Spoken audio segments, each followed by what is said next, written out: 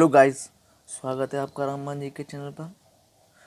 तो गाइस, अगर आपने चैनल को सब्सक्राइब नहीं किया है तो सबसे पहले चैनल को सब्सक्राइब कर लें, जिससे आने वाली हमारी सारी वीडियोज आपको मिल सकें। तो गाइस, जैसा कि आपको पता है हमारी हिस्ट्री चल रही है, तो ये हिस्ट्री का आज का चौथा दिन है। तो चलिए चलते हैं टॉपिक की तरफ। तो दोस्तों, आज हमारा टॉपिक है वैदिक संस्कृति या वैदिक सभ्यता। चलिए इसको स्टार्ट करते हैं टॉपिक को। दोस्तों, सिंधु संस्कृति या सिंधु सभ्यता के पतन के बाद भारत में जिस नवीन सभ्यता का विकास हुआ उसे वैदिक या आर्य सभ्यता कहते हैं। दोस्तों, सिंधु सभ्यता के पतन के बाद भारत में जिस नई सभ्यता का विकास हुआ उसे वैदिक सभ्यता या आर्य सभ्यता कहते हैं। भारत का इतिहास एक प्रकार से आर्य जाति का इतिहास है। भारत में आर्यों की पहचान नार्डिक प्रजाति से की जाती है।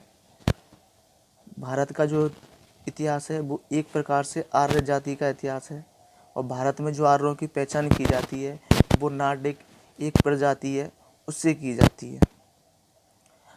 आर्यों को लिपि का ज्ञान नहीं था। वे अपने ज्ञान को सुनकर एक पीढ़ी से दूसरी पीढ़ी तक पहुंचाते थे। दोस्तों, जो आर्य थे उनको लिपि का ज्ञान नहीं था, मतलब वो लिख नहीं सकते थे। तो वो जो अपना ज्ञान था वो एक दूसरे को पीढ़ी बाई पीढ़ी सुनाकर अपने ज्ञान को आगे बढ़ाते थे। इसीलिए वैदिक साहित्य को श्रुति साहित्य भी कहा जाता है। जो हमारा वैदिक साहित्य है इसलिए उसको श्रुति साहित्य कहा जाता है। आगे चलते हैं। वैदिक काल को दो भागों में विभाजित किया गया है। ऋग्वैदिक काल को 1500 ईसा पूर्व से 1000 ईसा पूर्व तक माना गया है। उत्तर वैदिक काल को 1000 ईसा पूर्व से 600 ईसा पूर्व माना गया है। क्लियर दोस्तों, आगे चलते हैं। मैक्स मूलन ने बताया है कि आर्य भारत में मध्य एशिया यानी कि ईरान से आए थे, और भारत में सर्वप्रथम वो पंजाब और अफगानिस्तान में बसे। दोस्तों, मैक्स मूलन ने बताया कि जो आर्य आए थे भारत में मध्य एशिया यानी कि ईरान से आए थे, और भारत में वो सर्वप्रथम पंजाब और अफगानिस्तान में बसे थे। आर्यों द्वारा निर्मित सभ्यता वैदिक सभ्यता थी। आर्य शब्द का अर्थ ही श्रेष्ठ होता है। दोस्तों, आर्यों द्वारा जो सभ्यता है वो वैदिक सभ्यता थी, और आर्यों का मतलब होता है श्रेष्ठ। आगे, आर्यों की भाषा संस्कृत थी और यह ग्रामीण सभ्यता थी। आर्यों की जो भाषा थी वो संस्कृत थी और यह ग्रामीण सभ्यता थी। प्रशासन की इकाई को 5 भागों में बांटा गया है। तो 5 पार्ट कौन कौन से हैं? कुल, ग्राम, विश्व, जन, राष्ट्र। दोस्तों, कुल क्या है? जैसे कुटुंब या परिवार, उसको कुल कहते थे।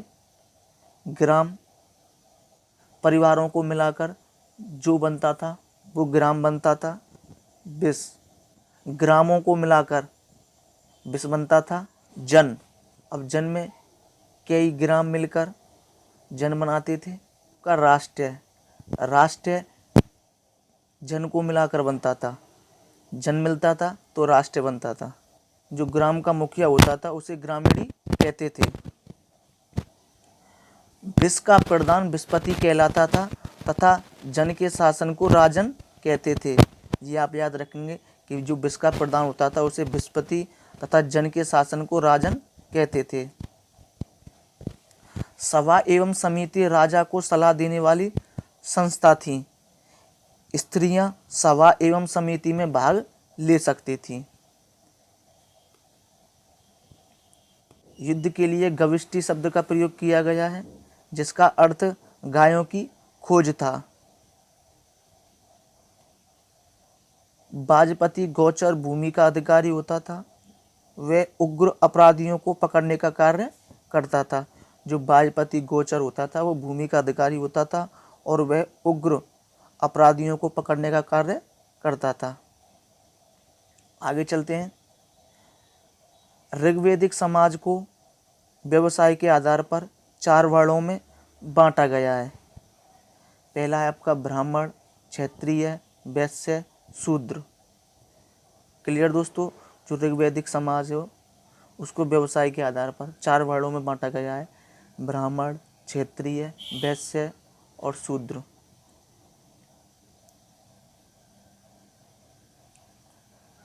नेक्स्ट है, आर्यों का समाज पितृसत्तात्मक था। समाज की सबसे छोटी इकाई परिवार या कुल थी। जिसका मुखिया पिता होता था उसे कुलप कहते थे। ये आप याद रखेंगे कि जो आर्यों का समाज था वो पितृसत्तात्मक था। समाज की सबसे छोटी इकाई परिवार या कुल थी। जिसका मुखिया पिता होता था उसे कुलप कहते थे। नेक्स्ट है, स्त्रियां इस काल में अपने पति के साथ यज्ञ में भाग लेती थीं। बाल विवाह तथा पर्दा प्रथा का प्रचलन नहीं था। ये आप याद रखेंगे कि वैदिक काल में बाल विवाह तथा पर्दा प्रथा का प्रचलन नहीं था। विधवा अपने मृत पति के छोटे भाई से विवाह कर सकती थी। नेक्स्ट चलते हैं, जीवन भर अविवाहित रहने वाली महिलाओं को अमाजु कहा जाता था। जीवन भर अविवाहित रहने वाली महिलाओं को अमाजु कहा जाता था। नेक्स्ट, स्त्रियां शिक्षा ग्रहण करती थीं। ऋग्वेद में लोपामुद्रा, घोषा, सिक्ता, आपला एवं विश्वास जैसी विदुषी स्त्रियों का वर्णन है। वैदिक काल में स्त्रियां शिक्षा ग्रहण करती थीं, जो कि ऋग्वेद में लोपामुद्रा, घोषा, सिक्ता, आपला एवं विश्वास जैसी विदुषी स्त्रियों का वर्णन है। आगे चलते हैं, आर्यों का प्रिय पेय पदार्थ सोमरस था। यह वनस्पति से बनाया जाता था। नेक्स्ट, उपनिषदों की संख्या 108 है। आर्यों का मुख्य व्यवसाय पशुपालन एवं कृषि था। ये आप याद रखेंगे कि आर्यों का जो मुख्य व्यवसाय था वो पशुपालन और कृषि था। वो तंबाकू का ज्ञान वैदिक काल के लोगों को नहीं था, यानी आर्यों को तंबाकू का ज्ञान नहीं था। आर्यों का प्रिय पशु घोड़ा और प्रिय देवता इंद्र थे। ऊनी कपड़े को सामूल्य कहते थे। आर्यों द्वारा खोजी गई धातु लोहा थी। ये आप याद रखेंगे कि आर्यों द्वारा खोजी गई धातु लोहा थी, जिसे श्याम अयस्क कहा जाता था तथा तांबे को लोहित अयस्क कहा जाता था। ये आप याद रखेंगे कि आर्यों द्वारा जो खोजी गई धातु थी लोहा थी। लोहे को क्या कहते थे? श्याम अयस्क। तांबे को लोहित अयस्क कहते थे। आगे, गाय की हत्या करने वालों के लिए मृत्युदंड तथा देश से निकालने का प्रावधान था। आगे चलते हैं, ऋग्वेद में उल्लिखित सभी नदियों में सरस्वती नदी सबसे महत्वपूर्ण थी। में उल्लिखित सभी नदियों में सरस्वती को सबसे महत्वपूर्ण और पवित्र नदी माना गया है। ऋग्वेद में गंगा नदी का उल्लेख 1 बार आया है और जमुना नदी का उल्लेख 3 बार आया है। ऋग्वेद में गंगा नदी का उल्लेख 1 बार और यमुना नदी का उल्लेख 3 बार आया है। इसमें सिंधु नदी का उल्लेख सबसे अधिक बार हुआ है और सिंधु नदी का उल्लेख सबसे ज़्यादा हुआ है। जीवन यापन करने के लिए वेदांग पढ़ाने वाले अध्यापक को उपाध्याय कहते थे। व्यापार हेतु दूर दूर तक जाने वाला व्यक्ति को पढ़ी कहते थे। जो व्यापार के लिए दूर दूर तक जो व्यक्ति जाता था उसे पढ़ी कहते थे।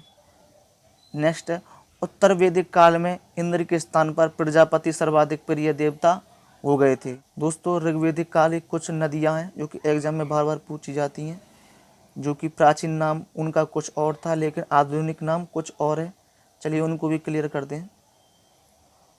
सबसे पहले आता है कुब्र। कुब्र नदी थी लेकिन अब उसका नाम कुर्रम है।